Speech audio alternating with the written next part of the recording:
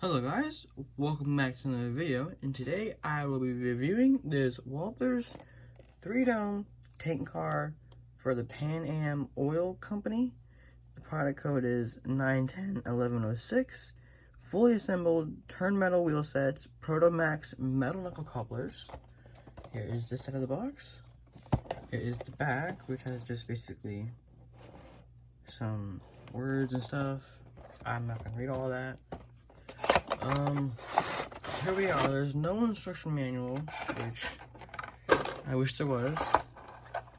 It comes in this nice little plastic packaging, and here is the car itself. It's got some nice weight to it. So this is getting my first 3-dome tank car. Printing seems very nice. There are, however, some glue spots on these handrails, and they seem a little bit bent. You see, they seem a little bit bent, and this one's broke. This one, the glue broke, but there's glue on this one. If you can kind of see that little dark spot right there, that's glue. But other than that, printing seems nice. Here's the brake detail. It seems a little chunky, but won't really be seeing that. As you can see, the metal wheel sets with plastic axles. I'm not a big fan of these because sometimes the wheels can kind of get out of gauge, but they are screwed.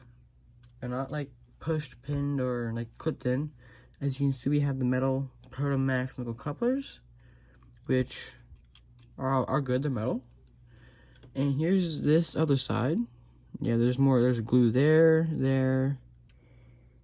Let's see, is there glue on this side? As you can see, we have the brake wheel. Now that is a wire post, so this should not break. This looks to be a little crooked. As you can see, it's a little crooked. This one also seems to be a little crooked too, yeah. The ones on the sides, they look fine. There is a little bit of glue there, but not really anything noticeable. The ladder looks nice.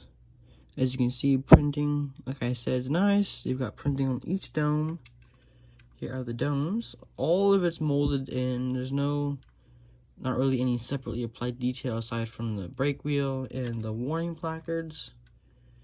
Other than that, this model really isn't that bad. I mean, for the price I paid, I would say this is a really good model. For the detail that is on this car, it is nice. Just, it might be a little chunky, but like I said, for the price I paid, it's not really that bad. And anyways, so I got this off a Yankee Dabbler. There was a sale going on. I think the retail for this car was like $27 or $30, around there, don't quote me. But I bought this for $21.56. So it was like a $8, $9 or $7 deal, which I'm not gonna complain about, because honestly, I'm not too disappointed with what I got. Let's get this on the track. Before we do, let's do a coupler height gauge real quick. Test.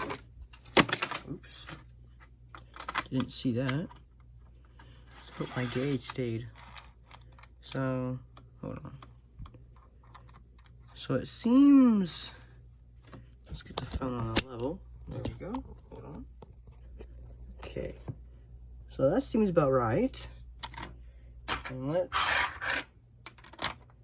do this side real quick. And that's good. So yeah, no complaints at all with Walthers. They do a pretty good job with what they do. Here's a close-up of the printing. Okay, I'm gonna put it on the scale. I think it's for ounces. 3.7 ounces, and that equates to 104 grams. So a car of this length, that should be a good weight for it. Anyways, let's get it on the track. Okay, here we have a coupler test. Here we go. Oh, let's forward. There we go.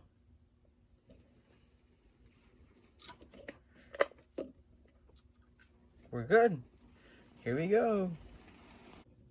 Sorry how dark it is, but this is the worst crossover. Uh-oh. Uh-oh. Anyways, so it went over that crossover, just fine. I don't know what is happening with my engines right now, but they are currently not liking each other.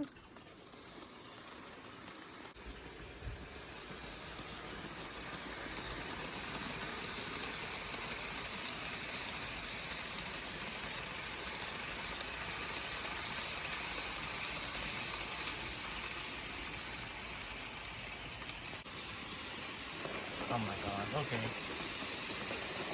So there's one crossover.